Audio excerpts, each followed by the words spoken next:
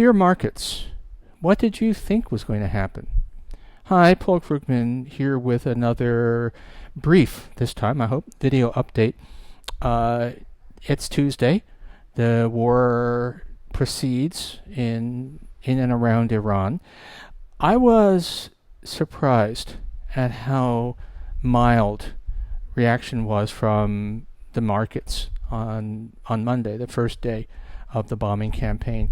Not the first day of the bombing campaign, the first day of markets open after the bombing campaign began on Saturday. The not so much stock markets, although those also was, they basically didn't move, but the things like futures prices for energy. And I guess what happened at the beginning was that people actually believed that this was going to be clean and short, which never made sense. The United States and Israel have air superiority, but air superiority isn't what it used to be.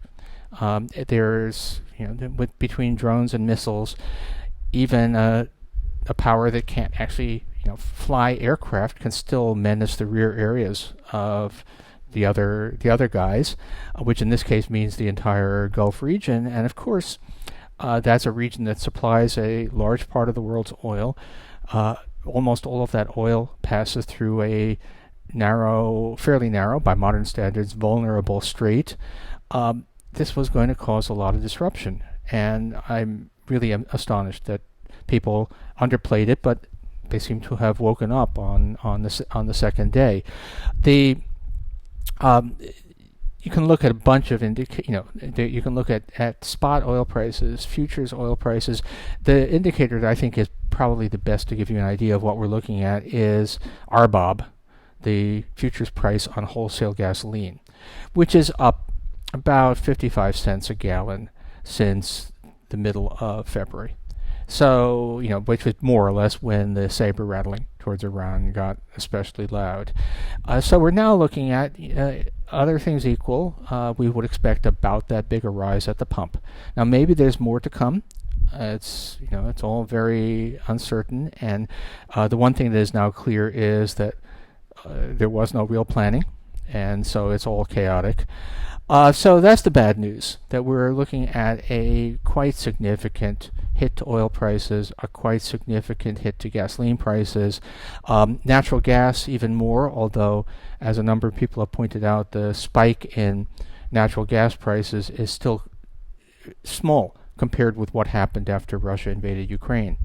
So but this is significant stuff. That's the bad news. The good news is that in terms of the sheer economics, this does not still look like a really major shock. My benchmark, which is admittedly a very strong benchmark, is the crisis that followed the 1979 Iranian Revolution, which saw a rise in the price of crude oil that was sort of comparable in dollar terms to what we're seeing now, or bigger, and a dollar was a lot more in terms of purchasing power than it is now. So this is a substantially smaller oil price shock than we saw, unless it gets much worse from here. And as I tried to emphasize in my Substack on Monday, we're a lot less oil dependent, all of us, than we were. The fact that the United States is no longer a net importer of oil is sort of less important. The impact on consumer prices is the same, whether or not we have a lot of domestic production. But the impact is a lot smaller.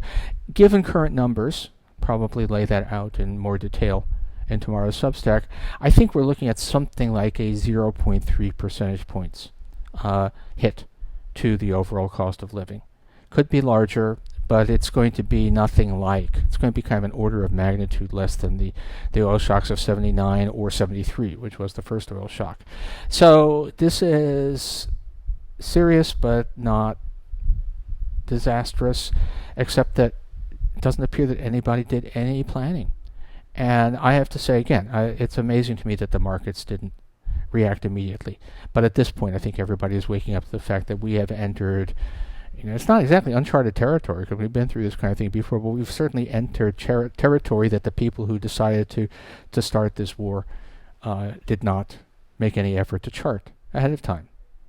And on that cheery note, have a good day.